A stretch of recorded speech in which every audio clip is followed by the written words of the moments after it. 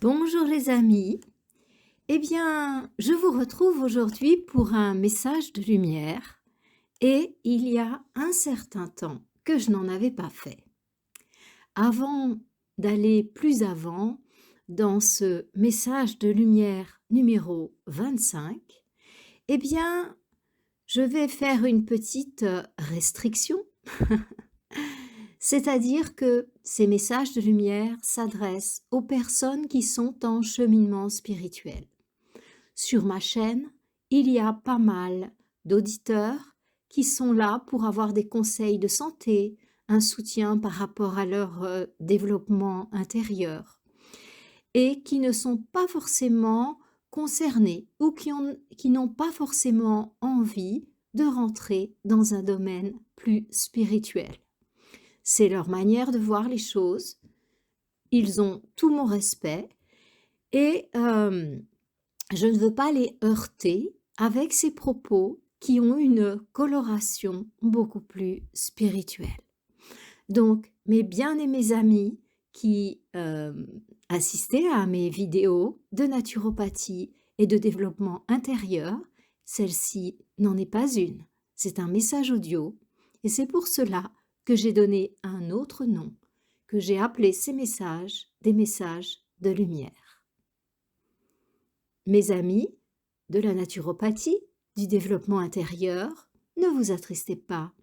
Il y a une belle vidéo qui vous attend, qui va traiter de l'acné, et puis ensuite, il y aura sans doute aussi une autre vidéo qui va traiter de naturopathie, mais je ne suis pas encore sûre si je vais parler de se nourrir d'insectes ou de la santé des bébés. Donc, mais je ne vous oublie pas, mes amis, non, non, non, je ne vous oublie pas. Alors maintenant, chers auditeurs de lumière, nous voilà ensemble et je vais pouvoir me lâcher par rapport à ce domaine spirituel et cet autre niveau de regard que l'on porte sur les événements. Je viens vers vous aujourd'hui pour vous parler d'un sujet qui me tient de plus en plus à cœur. Beaucoup sont à la recherche d'un sauveur ou de sauveur avec un S. Et c'est de cela dont je vais vous parler aujourd'hui. Vont-ils nous sauver? Vous voyez que j'utilise le pluriel et non pas le sauveur avec un grand S. Avant d'entrer plus avant dans ce sujet, je vais vous dire pourquoi je n'ai pas fait de message de lumière depuis un certain temps. Eh bien, je suis une personne qui fonctionne principalement avec l'intuition. Bien sûr, j'ai des connaissances théoriques et universitaires qui me permettent de parler de différents sujets. Mais ici, dans ces messages de lumière, je fais complètement appel à mon intuition et aux différentes connaissances que j'ai reçues par télépathie et par clairvoyance. Donc, il y a déjà quelque temps après mon dernier message de lumière, en fait, il m'a été communiqué que les dés étaient lancés. Et j'ai vu clairement cette image par rapport au devenir de l'humanité, que les dés étaient jetés. Et que, voyez, c'est un petit peu comme sur un tapis, vous jetez des dés, c'est fait en fait. Alors après, on ne sait pas si c'est un 6, un 1, un 3 qui va sortir, mais c'est fait, on l'a lancé. Et il n'y a plus rien à faire en fait, c'est fait. Maintenant, ce qui doit être sera. Ça y est. Le temps est tellement court maintenant que ce qui doit être sera. Donc, à partir de là, eh bien, j'ai plus eu d'informations particulières à ce sujet. J'ai pas recherché non plus à en avoir et j'allais pas inventer des sujets juste pour pouvoir avoir de l'audience à partir de ces messages de lumière, puisque les messages de lumière sont le lieu où j'ai le plus d'audience, puisque ma plus grosse vidéo de messages de lumière a fait quelque chose comme 3,5 ou 6K Je m'en rappelle plus exactement, mais c'est autour de 3,5 et c'est la vidéo la plus vue de ma chaîne pour l'instant. La deuxième aussi, c'est un message de lumière. Donc, mais c'est pas du tout mon intérêt. Pourquoi aujourd'hui je reviens vers vous? Parce que je veux vous proposer une autre lecture. Je n'ai pas la vérité absolue. C'est simplement un point de vue que je soumets à votre discernement. Beaucoup d'entre nous ont un comportement, d'enfant en fait. C'est pas du tout une critique parce qu'en nous, il y a un enfant et c'est même peut-être la plus belle partie de nous-mêmes, puisque les maîtres spirituels nous répètent: «Ayez un cœur d'enfant». Donc lorsque je parle d'enfant, je fais référence à cet enfant dans sa globalité. Certes, avec sa maturité en voie de développement, mais aussi avec sa pureté à un certain niveau. Et nous avons cette innocence de penser, beaucoup d'entre nous aimeraient penser cela, que une ou plusieurs personnes vont venir nous sauver. Alors il y a comme ça tout un tas de suppositions sur différentes personnes sur cette terre. Celui-ci, c'est un mauvais. Il est du côté de ce qu'on appelle le ETAT, plus loin, PROFOND. Je l'épelle pour m'éviter les robots. Donc voilà. Et une telle, eh bien, lui, en revanche, c'est un gars bien. Il est du côté de la, elle, et vous savez la suite. Ça finit en anse. En fait, on a établi un scénario duel. Certes, la planète Terre est une planète où règne la dualité. Le nier, ça fait référence à ce qu'on appelle en thérapie une structure de déni. C'est une évidence. Il y a le jour, il y a la nuit, il y a le féminin, il y a le masculin. Donc, c'est très flagrant que nous sommes régis à un certain niveau par la dualité, jusqu'à ce que notre être puisse s'élever et arriver à ce point d'unité auquel vous tous qui écoutez les messages de lumière aspirez. Être plus en permanence entre ce positif, ce négatif, ce féminin et masculin. Je parle du féminin sacré et du masculin sacré en chacun d'entre nous. Et cette structure duel et cette recherche du sauveur, de l'enfant, de la protection, qui est légitime lorsqu'on est un enfant. On peut pas se débrouiller tout seul. Eh bien, elle est restée quelque part en nous dans ce que l'on appelle nos mémoires. Et notre société cultive également cette dépendance aux parents, même s'ils sont plus âgés, à un sauveur, à un patron, voire même à un ami, à un mari, à une compagne. Donc c'est cette fibre que l'on agite et vous savez, c'est comme dans les séries policières. Ça fait bien longtemps que je n'ai plus de télé, depuis que je suis partie de chez mes parents. C'est pas hier. J'en ai croisé une ou deux avec mon ex-mari, mais ça n'a jamais duré. C'est pas mon truc. Mais quand j'étais jeune, j'ai vu ces séries. Il y a toujours un bon et un mauvais dans une équipe de policiers. Ils font le même job. Ils sont au service de la même énergie. Mais il y en a toujours un qui a le visage du méchant et un qui a le visage du gentil. Dans ce monde, certains appellent ceux qui sont au service du méchant, qui se montrent méchants, les SATA, vous savez la suite. Et ceux qui sont au service du gentil, enfin qui jouent le gentil, qui prennent l'apparence du gentil, mais qui sont au service du même patron, eh bien, il les appelle les LUSI, pardon, CI, et vous savez la suite.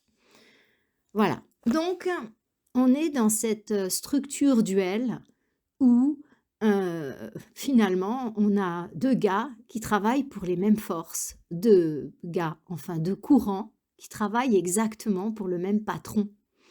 Mais, j'utilise des métaphores, n'est-ce pas? Vous comprenez bien pourquoi. Mais, en fait, l'un et l'autre travaillent pour les mêmes. Rappelez-vous les films policiers, il y a toujours un qui est le gentil et il va vous amadouer, vous allez avoir confiance en lui. Lui, c'est le sauveur.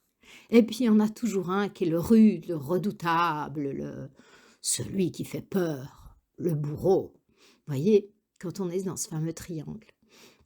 Donc voilà, il y a toujours dans ce triangle, eh bien, le bourreau, donc le méchant policier, le balèze. Et puis il y a toujours, le gentil policier qui est plus discret, qui est sympathique, le sauveur. Mais le bourreau et le sauveur, ils travaillent pour le même gars, pour la même équipe. Ouais. Je peux pas vous en dire plus à ce sujet parce que, je vous laisse appliquer votre discernement. Et encore une fois, je ne détiens pas la vérité absolue. Mais c'est quelque chose que je voulais porter à vos consciences.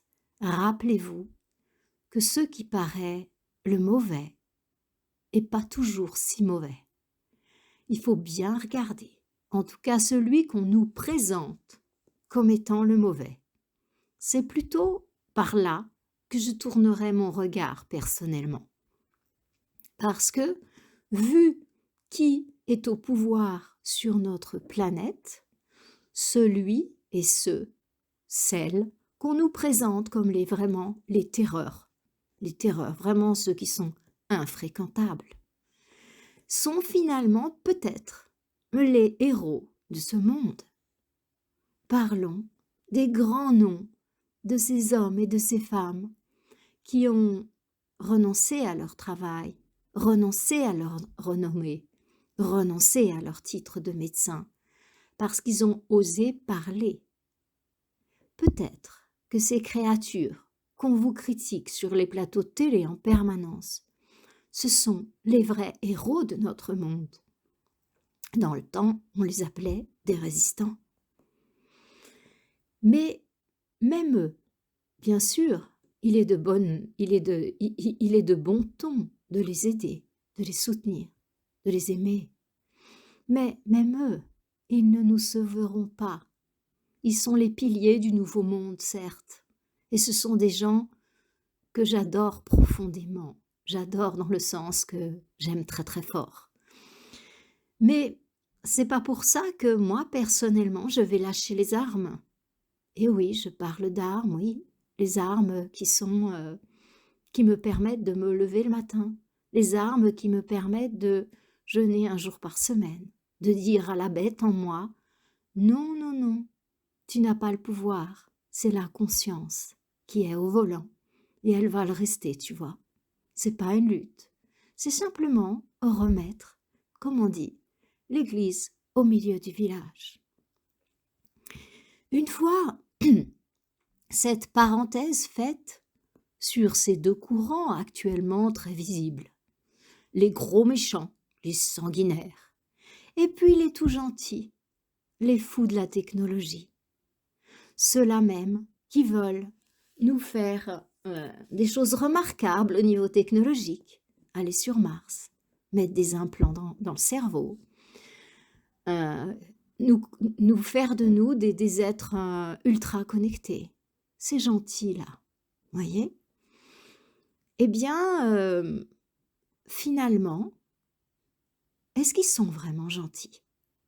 Et est-ce qu'on a vraiment besoin de ces gentils?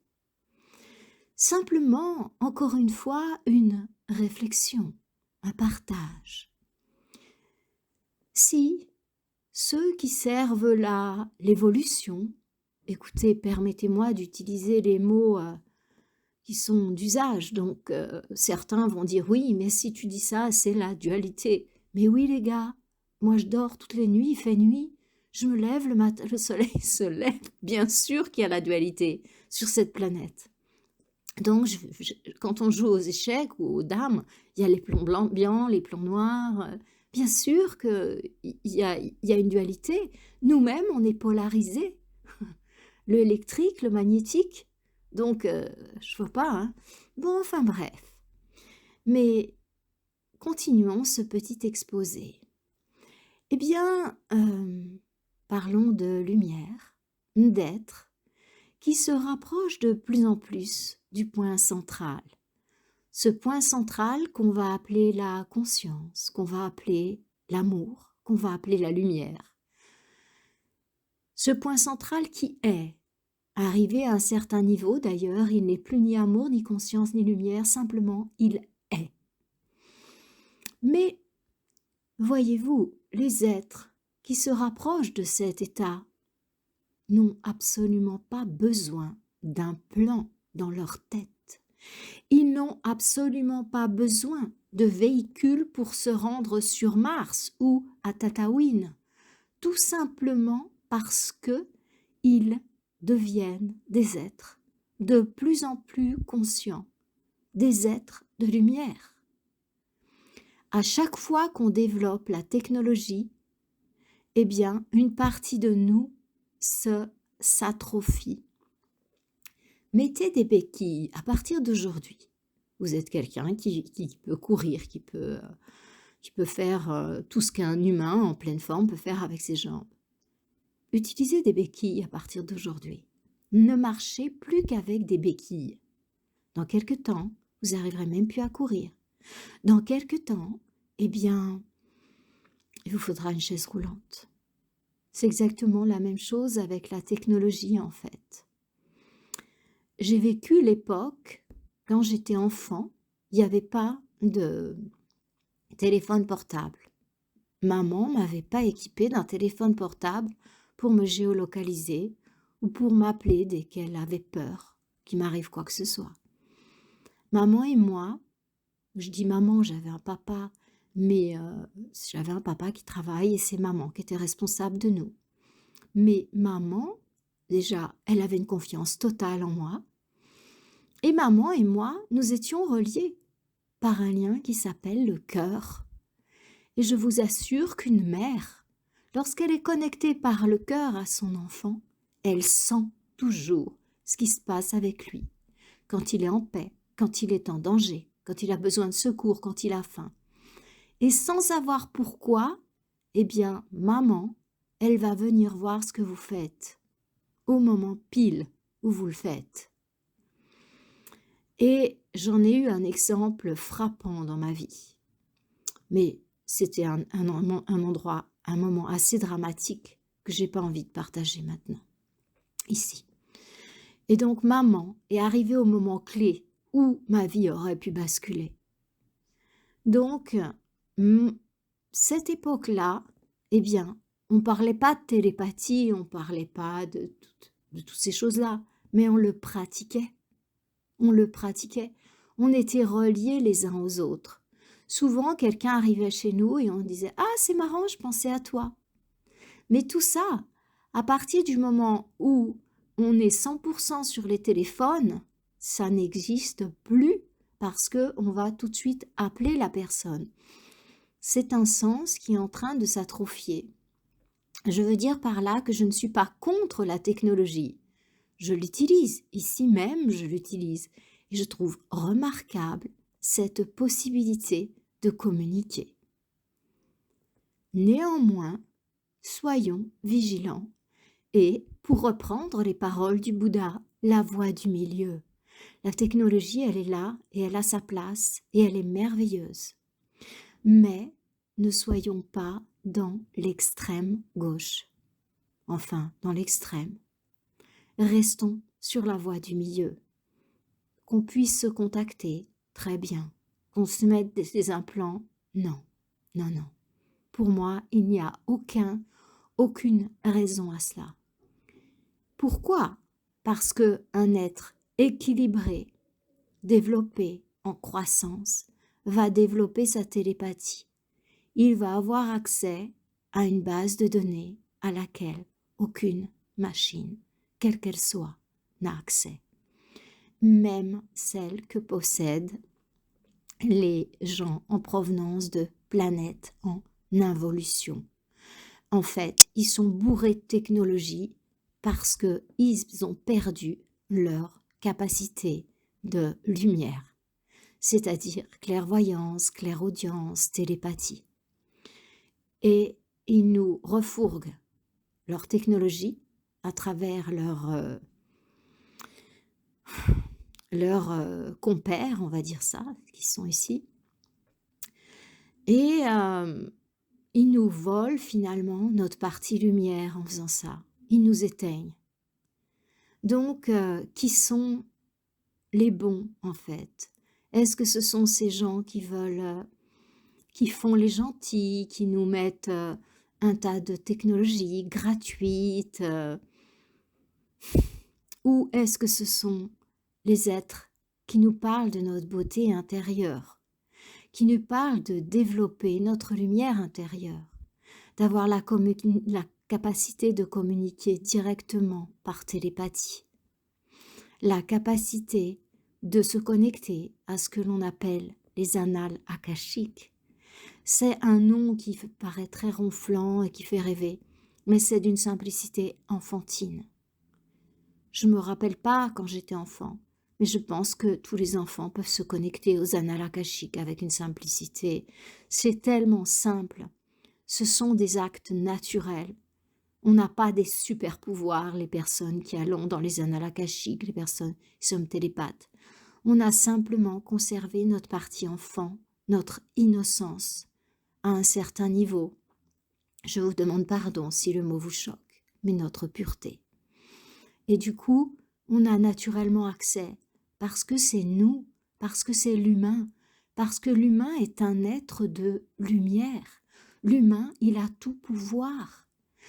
Et il a également la capacité de se rendre dans ces fameux lieux où il faut des super fusées, des super avions, mais il a la possibilité de s'y rendre à partir d'un niveau plus subtil. Certains y vont avec leur corps astral, certains y vont avec leur corps mental. Peu importe, voire certains sont capables de voyager au niveau supérieur, qu'on appelle le niveau causal. C'est tout des niveaux vibratoires en fait, c'est vraiment rien de fumeux. Et on nous a volé ces capacités, on nous a fait croire que on était bien petit, bien limité, bien impuissant. Grâce à la physique quantique, eh bien, tous ces champs du possible sont en train de se réouvrir et merci Greg Braden, merci Joe Dispenza, merci Bruce Lipton et merci les autres. Ce sont des héros ces gens-là, eux aussi. Ils sont venus nous apporter la lumière et nous dire « mais les gars, vous vous croyez des entités physiques soumises à tout ça? Mais non, vous êtes beaucoup plus. » On a des personnes comme Jasmine qui sont venues nous dire « mais vous pouvez vivre sans manger, vous pouvez vous alimenter directement de prana. » Et on a des gens comme, comment il s'appelle notre héros, le héros des yogis, Iceman. Mon Dieu, j'ai perdu son nom. Je suis vraiment désolée. Je vois son visage, mais j'ai plus son nom. Je suis sûre que vous l'avez. Wim Hof. Il y a 2 stars pour les yogis. Il y a Wim Hof, qui a je ne sais pas combien de records dans le Guinness et qui est un grand yogi, qui peut nager sous la glace, qui peut aller courir dans le désert sans boire, et qui fait des performances absolument extraordinaires, qui va au-delà de toutes les capacités humaines connues jusqu'à ce jour, qui peut même se faire injecter des substances toxiques sans avoir aucune réaction physique sur le long cours. Et on a Jasmine qui est venue, le féminin sacré en fait, qui est venu nous dire: «Vous avez pas besoin de manger pour vivre». Et eh bien, les 2 ont été, tout d'abord, très contestés. Et maintenant Jasmine a donné naissance à un grand courant de personnes qui vivent sans manger. Bon, bien qu'il y ait beaucoup d'arnaques à ce niveau-là. Il y en a beaucoup qui, en fait, se nourrissent dans ces courants praniques, mais ils disent qu'ils sont praniques, mais ils ne le sont pas à 100%, c'est-à-dire que, bon, bah, déjà, la majorité des praniques boivent de l'eau, c'est déjà très, très bien. Ils sont déjà praniques à, on va dire 98-98%, mais il y a des praniques qui se nourrissent, en fait, de liquide. Ils boivent des jus toute la journée, donc c'est une nourriture, donc c'est pas du tout, c'est pas être pranique ça. Mais bon, voilà, c'est comme ça, tolérance, tolérance, tolérance. Et on a, voyez, toutes ces personnes qui sont là et qui, malgré cette période d'obscurité qui est en train de s'intensifier, c'est-à-dire de se terminer, hein, vous savez, quand la nuit devient très noire, c'est que le soleil est sur le point de se lever. C'est exactement pareil ce que l'on vit actuellement. L'obscurité s'intensifie encore quelque temps. Ça veut dire que le soleil va se lever, ça veut dire que l'émergence de la lumière est tout près, tout près, tout près, tout près. Donc voilà, c'est plus qu'une question de temps maintenant, de temps très court. Et le soleil est prêt, est prêt. Et toutes les équipes de lumière sont prêtes. Et tout le monde est à son poste. Seulement, c'est la période encore pour l'obscurité de s'approfondir. Elle se débat jusqu'au bout, mais c'est inévitable, le soleil va se lever, les dés sont jetés, ça va se passer comme ça va se passer, mais la lumière va se lever. C'est écrit dans l'univers, c'est écrit dans le ciel. Et c'est beau, c'est beau. Eh bien, donc, cette vidéo, elle a deux directions fondamentales. La première, c'est de vous proposer une autre lecture sur ceux qu'on appelle les gros méchants, c'est-à-dire les SA, et puis les gros gentils, ceux qu'on appelle la, li, voilà. Et ouais, d'accord. Bah, peut-être qu'on peut repenser ça. Et penser aux 2 policiers. Et la deuxième chose, eh bien, que je veux vous proposer, c'est de vous dire que vous avez toutes les possibilités en vous. Vous n'avez pas besoin d'un plan, vous n'avez pas besoin de tout ça. Vous avez tout en vous. Et quand vous utilisez ça, eh bien, vous perdez vos capacités. Je suis naturopathe. Voyez les patients qui se soignent chez les naturopathes en Suisse, les naturopathes, on a un travail différent de ce que peuvent faire les naturopathes en France, par exemple. Parce que c'est un vrai métier, c'est une vraie médecine, ça fait partie de la tradition suisse. Et il y a même maintenant un diplôme fédéral de naturopathe. On a le droit de faire un diagnostic, on soigne des familles entières, sauf que ce sont des familles qui ont décidé de se soigner par la médecine naturelle et pas par la médecine chimique. Donc on a un statut qui est bien différent.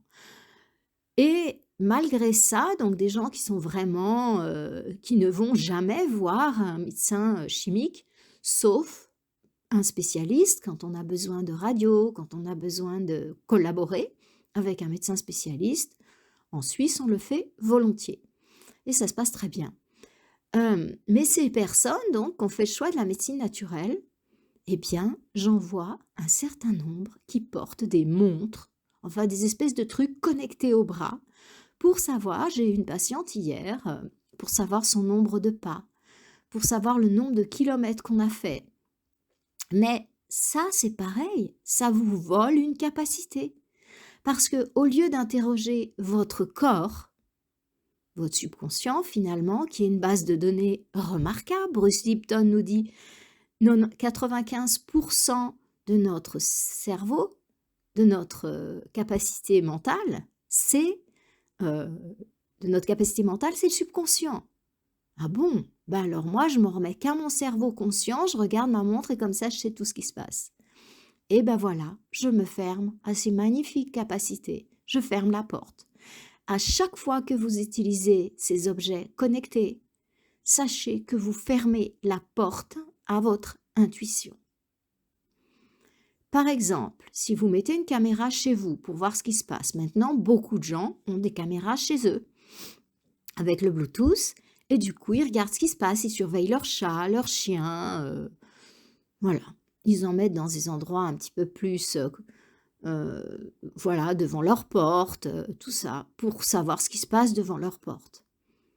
Ouais, d'accord, c'est bien, mais sauf que, certains sont capables de le faire en utilisant leur capacité psychique, c'est-à-dire d'aller voir ce qui se passe chez eux. Et c'est pas en utilisant une caméra en permanence que vous allez développer cette capacité. Certains le voient, certains le sentent, certains l'entendent, suivant, vous savez, ces fameuses capacités différentes suivant l'être humain. Ce fameux VATOG, de la PNL, visuel, auditif, toucher, ouïe et puis goût. Donc chacun d'entre nous est plus connecté à un de ces sens. Bon, peu importe, mais l'information, elle arrive par quelque part, hein. Donc voilà, c'était ces 2 points que je voulais vraiment, vraiment partager, peut-être pour certains porter à la conscience. Voilà. Et maintenant, le sauveur. Mmh.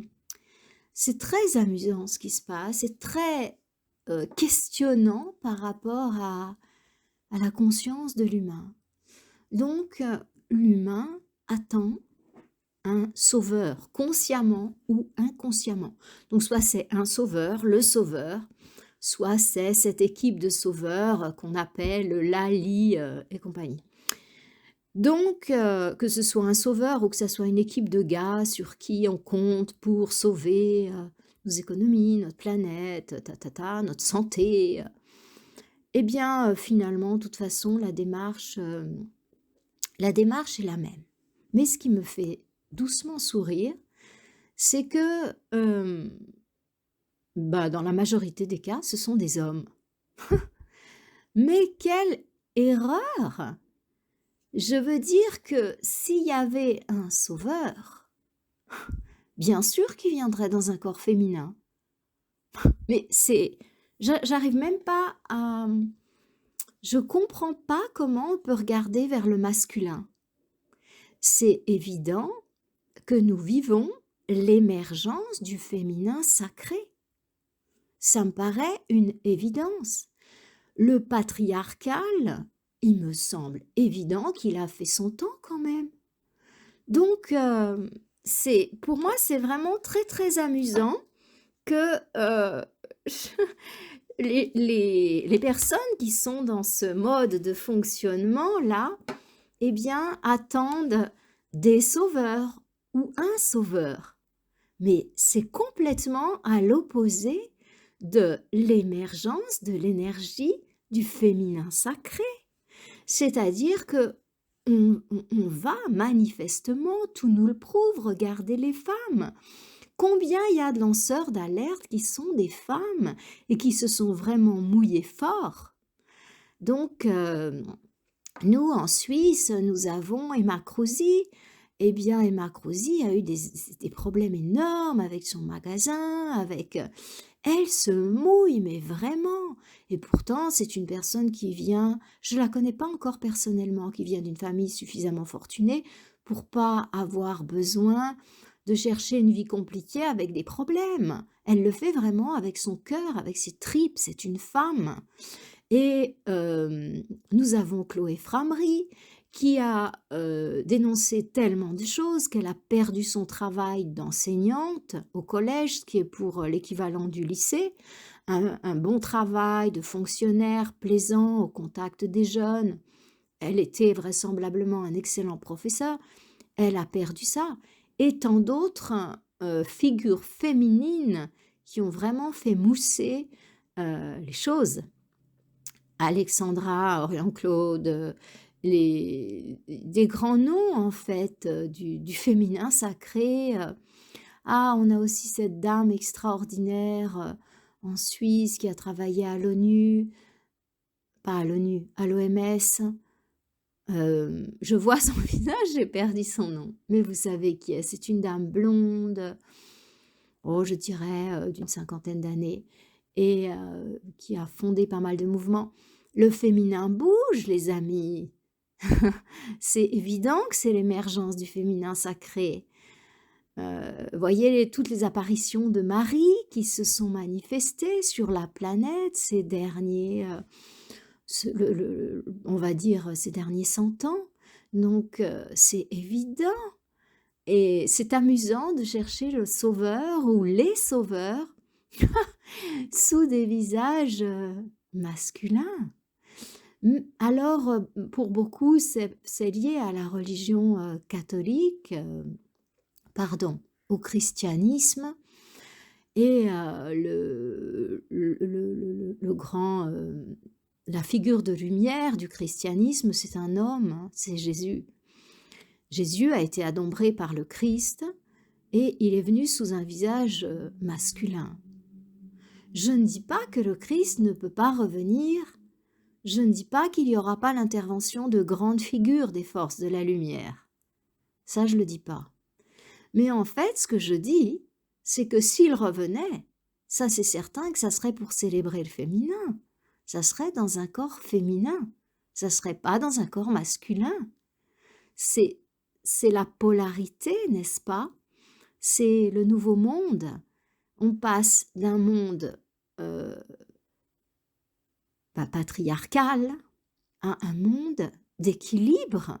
Et pour rétablir cet équilibre entre un monde patriarcal et l'unité, où le féminin et le masculin sacré sont assis côte à côte sur un trône, eh bien, il faut faire réémerger le féminin sacré dans toute sa force, dans toute sa puissance, dans toute sa beauté, dans toute sa grâce.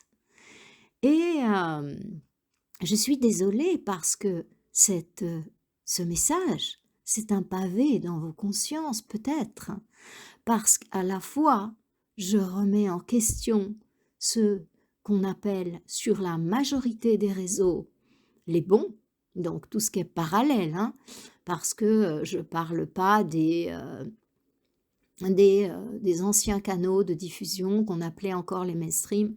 Donc ceux-là, j'en parle même pas parce que vous savez où ils en sont. Hein. Donc voilà. Mais c'est intéressant de les regarder parce que on sait finalement, ils nous indiquent qui sont les entre guillemets les bons. Vous voyez, ceux qui critiquent à fond, qui détestent. On se dit qu'il faut peut-être regarder de ce côté si on veut voir des porteurs de lumière. C'est amusant, n'est-ce pas? Ceux qui ont perdu leur travail, ceux qui ont perdu leur honneur et qui sont toujours en train de nous parler de notre plus belle partie de nous-mêmes. Je pense par exemple à un monsieur que j'admire énormément, qui a fait beaucoup, et sa femme. Là aussi, l'union entre le masculin, le féminin sacré, Louis Fouché et son épouse, eh bien, ils ont tout perdu. Ce sont des personnes qui pourraient gagner largement leur vie. Je pense à ici en Suisse qui pourraient gagner, ils en sont conscients. Je vous assure qu'ils pourraient avoir un très bon train de vie. Et ce sont des porteurs de lumière, reniés par tous, sur les grands canaux, humiliés. Vous voyez, peut-être c'est de ce côté-là qu'on doit regarder où sont les porteurs de lumière, et pas vers ces héros, ces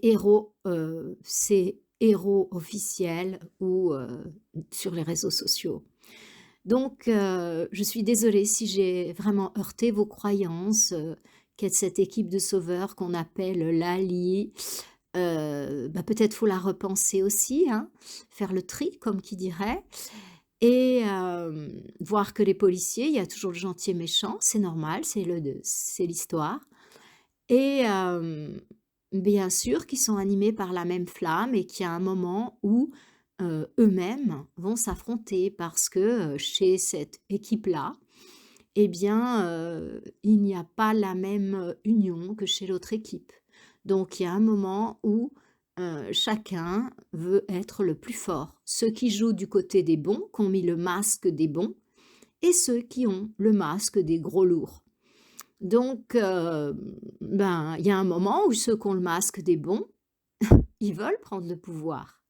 Et ceux qui ont le masque des gros lourds, ils veulent prendre le pouvoir, ils veulent plus partager. Il y a un moment où il y a un des deux qui va vouloir prendre le pouvoir sur cette planète. Ils partagent pas, c'est pas leur truc tellement de partager, vous savez. Donc, il y en a qui vont se mettre à faire des coups bas aux autres, à les dénoncer, c'est dans l'ordre des choses. Mais rappelez-vous que chez les policiers, il y a le bon et le mauvais. Mais simplement, eux, ils continuent en équipe parce qu'il y a des supérieurs qui les gèrent. Mais ceux qui sont là actuellement sur Terre, vu que c'est en train de flamber pour eux et que ceux qui jouent pour l'ombre sont en train d'être sévèrement remis en question et que la lumière est en train d'émerger à travers tous ces beaux porteurs de lumière là, eh bien, ça brûle chez eux, le torchon brûle. Donc chacun veut prendre, ouais, veut prendre le pouvoir et dire non, mais c'est nous qui avons raison. Et donc les gros lourds, bah, ils le prennent par la force. Voyez ce qui se passe au niveau du gouvernement et compagnie.